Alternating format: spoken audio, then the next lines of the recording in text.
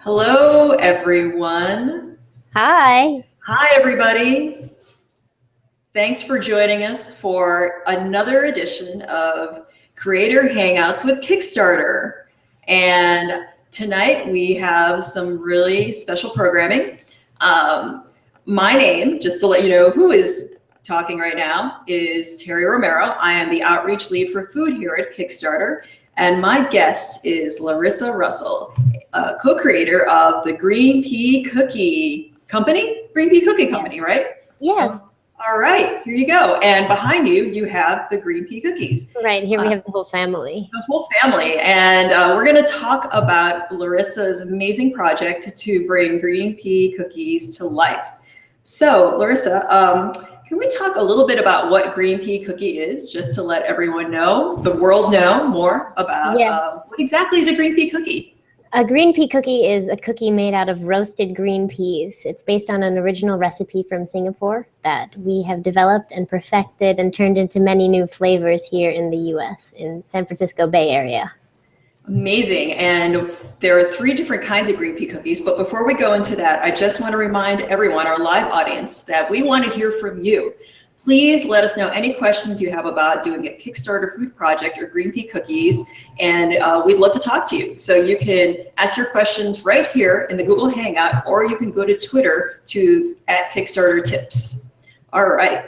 So while we wait for those questions to roll in, Larissa, can we talk a little bit about the different kinds of green pea cookies that were created out of the Kickstarter project?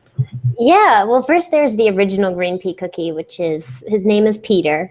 Mm-hmm. And it happened because I was working at a different company with one of my co-founders, Sean, and he's Singaporean and he loves Singapore. So he had his parents send over this cookie, a green pea cookie, because it's a Chinese New Year festive cookie. Mm. So they sent it over around Chinese New Year, and everybody in the office where we worked loved it. So we had this idea, maybe we can start baking them ourselves. Whatever. So third co-founder, Fiona, is the master baker. So she came up with a better recipe than anything you could find online. And then we would try to replicate it and bring it to the park and get people's feedback. So the original green pea cookie is based on all of these surveys we collected in Dolores Park out here that say whether the cookie was too salty, sweet, crunchy, anything like that. Everybody's feedback consolidated, and it's been improving even since then. So that's Peter. And he's the happiest cookie. He likes to roll around. He likes rapping. He has a diary on our blog. And then he has 2 friends. So Dimpy is his best friend. Dimpy is the chocolate dipped cookie. So it's basically just the original cookie dipped in dark chocolate. It's the best. And then there's Penelope, the seasonal cranberry green pea cookie, which is Peter's girlfriend. But for now, one thing I would like us to get on board with. So you did all this incredible research. You knew your company, you and your team, you knew you needed to make this cookie happen. And you did a lot of research. And at some point you felt you were ready to go ahead with Kickstarter. So at what point did that feel like you had everything lined up? Like, at what point did you feel like, okay, this is the time to do it? Well, we have a tendency of making last minute decisions. So it just sort of fell in our lap almost. We decided we wanted to start selling the cookies. We wanted to have this company. So the original plan was to just put up our website online and then start driving traffic to the website. But I think the turning point was when Fiona came to the US. Mm. She had been in Singapore that whole time working on the recipe, and she came here during Christmas time. And we thought it would be fun to mail everyone on our mailing list a bag of cookies for Christmas. So we stayed up for 3 nights just baking away the cranberry cookie and the original cookie, and we mailed them off. We just got a great response, and we thought maybe if we used Kickstarter, it would be a good platform for distribution. And if we used Kickstarter, we could raise money to buy ingredients in bulk. And it just seems like a great starting point for us since we hadn't done anything. Awesome. So one thing that with a lot of questions I get from companies is determining that funding goal. So you listed a bunch of things you wanted to do with the company to go ahead to create the project. How did you come up with the initial number that you wanted to reach? Well, initially we were thinking, let's raise, 30,000, 100,000, whatever we could think of. But we wanted to be realistic because we wanted to make sure that the money that we were raising was the bare minimum that we needed to fulfill the orders. I think that's the advice that we got from some of our friends who had done Kickstarter campaigns or other crowdfunding things, because you definitely want to get the money. And with Kickstarter, if you don't reach your goal, you don't get the money at all. And then nobody gets to try your product. And then beyond that, our main goals were just to be able to fulfill the orders, meet certain minimum order quantities on packaging and ingredients. And then beyond that, we just wanted to share our cookie around. So everything else was sort of a bonus. Awesome. So I know that when it comes to creating a cookie and shipping, these are two really big issues when it comes to, fulfilling that kind of demand. So can you talk a little bit about what you learned about like manufacturing a large amount of cookies at once and about shipping something which I imagine is kind of fragile, a cookie? Right. Yeah. So, Kickstarter came around and we decided this is great. We raised all this money. Let's just go for it. Let's keep pushing and pushing for more people to try our cookies. But then afterwards, all of the fun's over, like you get the money, you get your goal. All of these people are ready for your product. And then you have to go ship it out and send it to them. And that's where we learned a ton, was with the Kickstarter fulfillment, because like you said, the cookies are very fragile. We ended up sending about half of our backers or more crumbs in the mail or melted chocolate. And it was just it was very embarrassing, but we survived. So yeah, we tried our best to do it well during the Kickstarter campaign, but I think what was better was doing it all wrong and then having this opportunity before we launched our online store to learn from all of our mistakes. Amazing.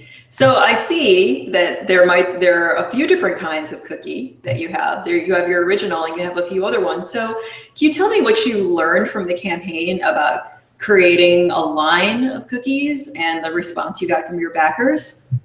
Yeah, everybody wanted all of them and everybody wanted their own variations, and they wanted this and that add-on and the gluten-free version of the small chocolate and then 2 large originals. And right. That was great. It was very enthusiastic and we felt like we could please everybody. But when it came down to it, it was just the 3 of us running this and all of the charitable help from our families and friends.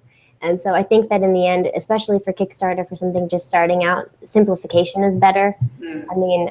Even launching our online store, we just started with 1 size box of only the original, no gluten-free, no chocolate or anything. And now we're just gradually adding on for 2 reasons. One is to keep it simple for us on the fulfillment end, and also because it keeps people excited. Like they want to see what's coming next and they're ready for the new news. Yeah, I love that. Always something new going on with the cookie. Yeah. So I just want to remind everyone that we are live, so you can ask questions right now. And anything you want to learn about making lots of cookies, about making your cookie dream come true, and reaching out to a whole community of people that want that. So you can comment right here on the Hangout, or you can tweet us at Kickstarter Tips. So I want to talk about one thing about preparing for your campaign. So you knew you wanted. So what was, how long did it take you to prepare for the campaign? You have a beautiful project page. Everyone should look at that right now. Beautiful food photos. I want you to go into a little bit about what it took to kind of create all that and your videos as well. Yeah, so the video we made, there's a very rare occurrence when the 3 of us are together in one place. So there was about a week or so, maybe 2 weeks in December of 2014. And we filmed the Kickstarter video after we decided that we wanted to do this after we mailed all the cookies to everybody for Christmas. And then I think we launched the Kickstarter campaign in February. So between that time, we prepared everything with our designer for our product page on Kickstarter, project page. That included our stretch goals, if we were to meet our goal, which felt kind of weird because it's all hypothetical, and some of our rewards. So one of the rewards was a rap video, 10,000 cookies. So we pretty much knew that we were going to reach 10,000 cookies if we exceeded our goal, because it was very close to the goal amount. So we prepared that ahead of time so that we could release it pretty soon. It's about Peter rolling around and people trying to eat his green pea cookies or something. So that was a lot of fun. We prepared ahead of time so that when it came time for the actual Kickstarter campaign, we could spend our time with PR, trying to mail out cookies to get people to write about us so that we could get more traction. I love that you prepare in advance things for the campaign. If you had to recommend anyone right now who wanted to do a food project and, you know, are really busy making the food product that they want to, you know, feature in their campaign, what are like some of the top things you think they should prepare before a project goes live? Well, there's the video, of course. I mean, it's definitely worthwhile to spend some time on the video. But that's a requirement, isn't it? So I don't know, just fun things for people to engage with. When they're looking at your page, they want to see a lot of images. They don't want to read a lot of text. And I don't know, the more about your company, the better. I think if you're already producing your product, it might be a little harder because you're focused so much on operations. Okay. But that kind of thing can also be outsourced if you would need help on the design or help with writing. Did you outsource any? Because like you are already making cookies. Did you outsource certain things that you were like happy you did? No, well, just the design. We had a designer working with us on the website. So he helped us with the illustration of our main guy, Peter, and Dimpy and Penelope. And so he also helped with some of the assets on our Kickstarter page.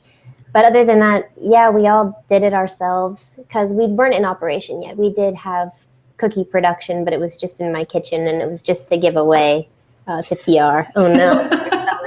It was just to give away to some PR people or our friends. Yeah, I have a question from a friend of ours. Great.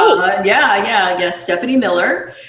So she loves the personality. I mean, of course, it's Peter. Like that's all love right there. Other than just having fun, have you managed how have you managed this from a branding standpoint?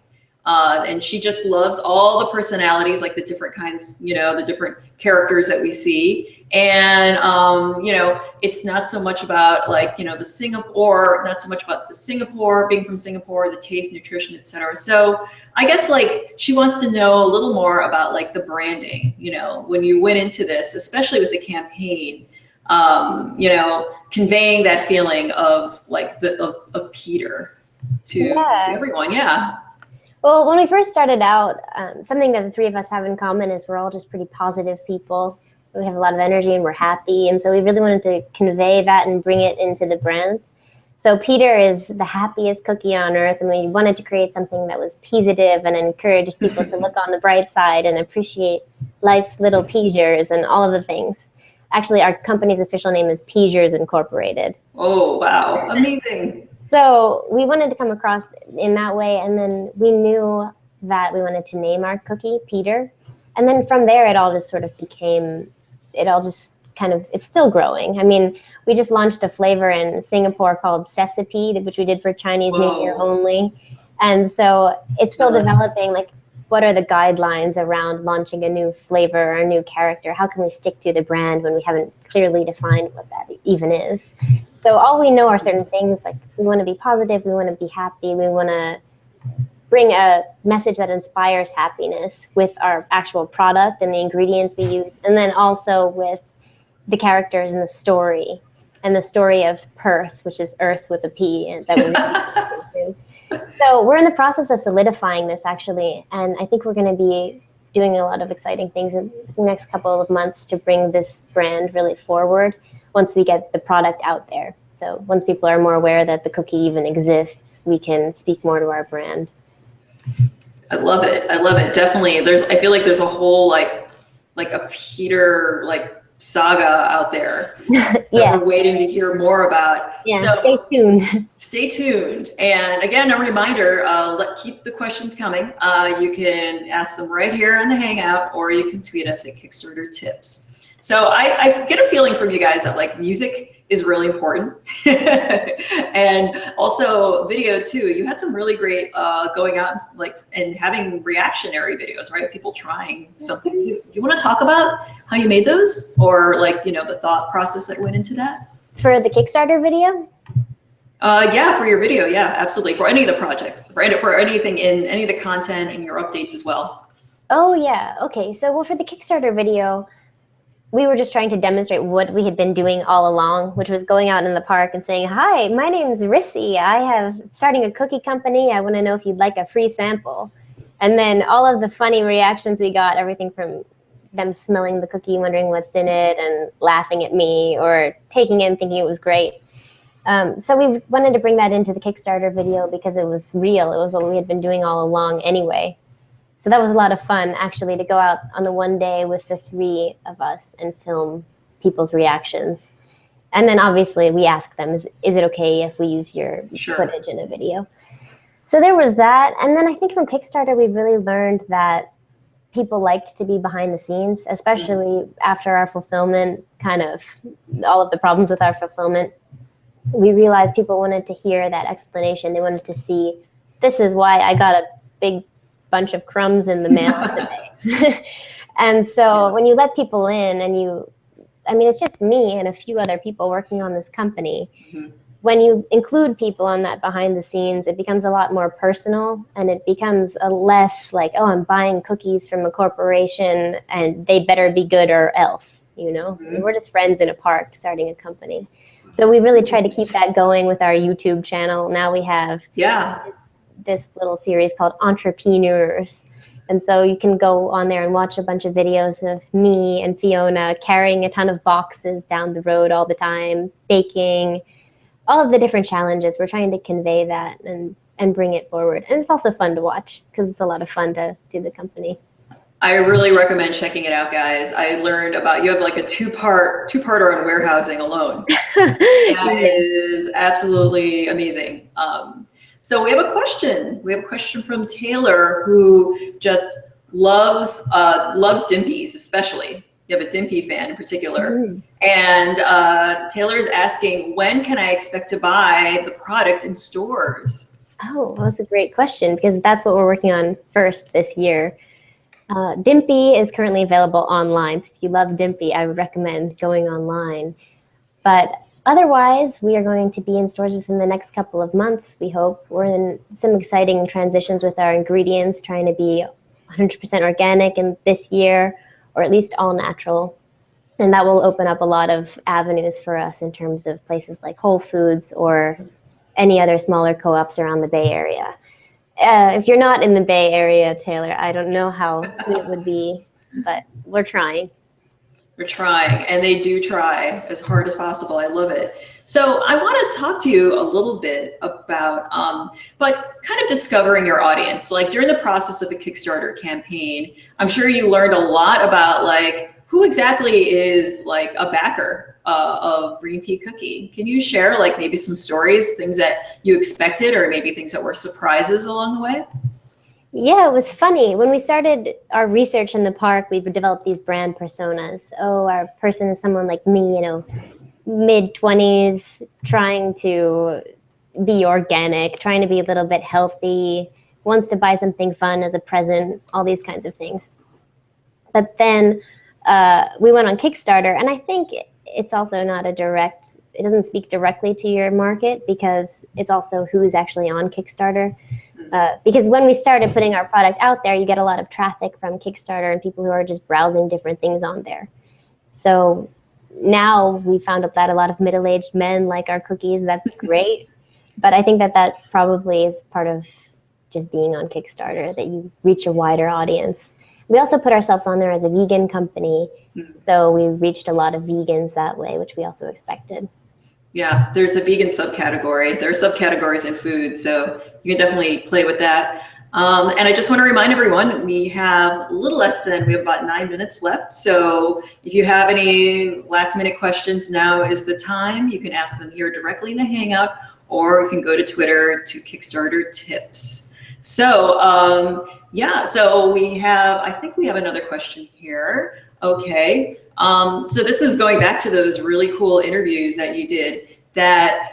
Were people, like the reactions you were getting, did people value the pea ingredients or just really love the taste? What was the kind of feedback you were getting about the actual cookie? Yeah, a lot of times people think that I said tea, and then they're like, okay, sure, I love green tea, let me try it. And then when they ask what's in it, I say it's a pea, just like the name, and then they realize. And then they like it. I mean, I think the biggest aversion for peas comes in the beginning, when you're not willing to try something new. If you're not, then people will say, oh, I hate peas. I don't want that. But then when they actually eat the cookie, we have a very high percentage of people who really like it, because the pea is nutty. It's roasted and it's salty, so it doesn't taste like some mushy cake like the first time we baked them. That's amazing. Yeah, definitely the cookies have like a savory quality to them. As someone that has had a pea cookie, I can tell you they are really great. So you guys love Peter and you love what you do. So how did your passion for baking and making the pea cookie like develop as the project went along and after when you were fulfilling? Well, okay. I know. When it comes to passion for baking, I'll be honest, the only one in the company who had one was Fiona. And Sean and I just loved the cookies. We had the passion for eating the green pea cookies. And so the passion for baking came when it was necessary because we needed people to bake the cookies. And then it's just another thing you have to do to get it off the ground, which is so fun. I mean, starting a company is the best because you have such a wide range of activity that you're doing. Yeah. Everything from spending a day and a night in a row in the kitchen, baking 20,000 cookies to, reading legal documents and trying to navigate California taxes. So it's really fun. I don't know about the passion for baking because I was never a baker to begin with. But it is a lot of fun to work in a commercial kitchen and see how that all works and see production line, even a small one. So that's fun. And then, coming up with new flavors and everything like that is always exciting too. Fiona does most of it. Yeah.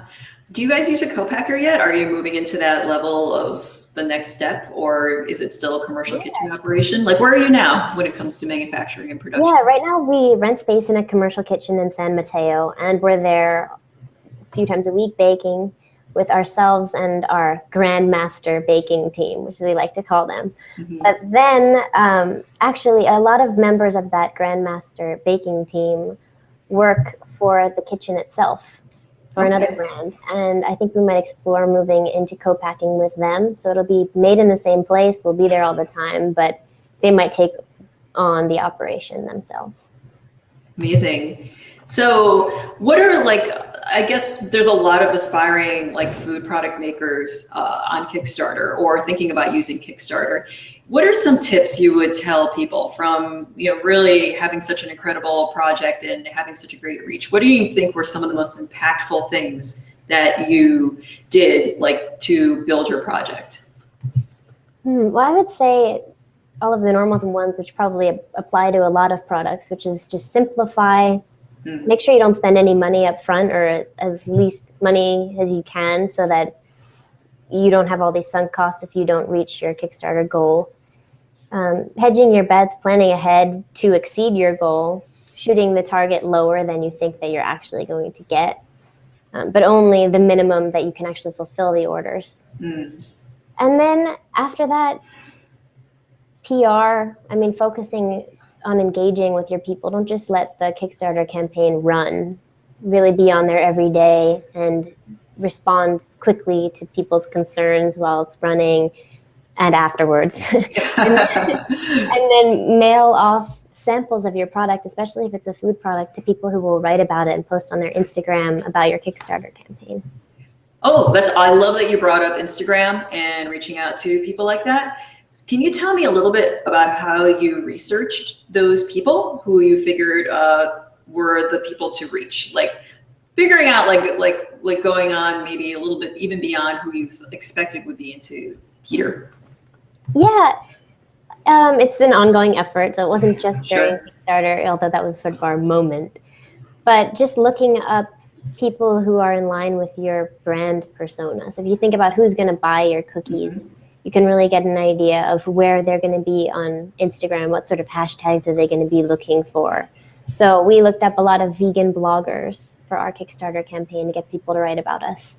And, just using Google that way, making a big spreadsheet, having a list of everybody you want to contact, all the different ways you can contact them, and then following up a lot because they get so many requests for product reviews or they get so many samples in the mail that you really have to hound people. That's awesome. Definitely find those people that love what you do. So we only have less than 5 minutes to go. And I want to remind everyone, you can still ask questions. You can do that right here on our Hangout, or you can go to Twitter and go to Kickstarter Tips. Okay, so I have an awesome question here. This is really getting down to like the juicy bits of making, cookies, right? And making products. So we have a question from the audience. Oh, from our audience right here in the studio, as a matter of fact. Even better. How do you think the regulations around home cooked cottage foods will change in the future? I don't know too much about what the regulations are because we went with the commercial kitchen space. I know you can get a license to produce in your home, which is cozy. I don't know how the regulations specifically work, but I would expect that they'll probably get more lenient if they aren't yet, because I think that people are moving in this direction of wanting to buy from places like that. They want to buy this homemade sort of feeling thing. And so I think that people will be able to sell their products more freely, although I don't know what the regulations are now. Yeah, I think just it goes down to just use a commercial kitchen if you're nervous about that kind of stuff. I have a question from Twitter. Super exciting. Simone wants to know, we're going back to kind of outreach, who you talk to about like the campaign. So in addition to influencers, how did you reach out to the press? And when you did, what did you do to ensure that they got your story right? Let's see. We would look on LinkedIn a lot of the time for people who wrote for specific places. We would just look at the publications that we wanted to reach and see which authors were writing about topics that we thought were interesting for them, related to Green Pea Cookie, whether it's a vegan something or a food startup. And then, just like anybody else, we would find their contact information, whether that's through LinkedIn or through their company's predictable email form, and message them and ask if they would be interested. So any sort of regular PR pitch. This is what my company's doing. We're on Kickstarter right now. People have loved it. You want a free sample. And then if they're in the Bay Area, it's great to meet up with them. So we met up with Julie Kramer, who wrote about us for SF Weekly, for instance, and we gave her the samples in person. And then when it comes to getting the story right, then you can really say, hey, this is the story. And if you really want, you can get the draft from them ahead of time too. That's awesome. Good. I definitely love the idea of like trying to feed the reporter and show them that, look, this is the amazing cookie. Right. Okay. Okay. So I think we have time for one more question here, and we have another one from Twitter, and it might be a little similar, but it'd be good to approach this from like a different angle here. So they're concerned about vegan, right? So how did you approach someone who might be a little uninformed, a little hesitant about a vegan product? And, how did you say, hey, and I think this has to do with also it's made with peas too. So how did you approach people with a vegan product, a cookie that's made with peas, something that maybe you have to like educate them a little bit?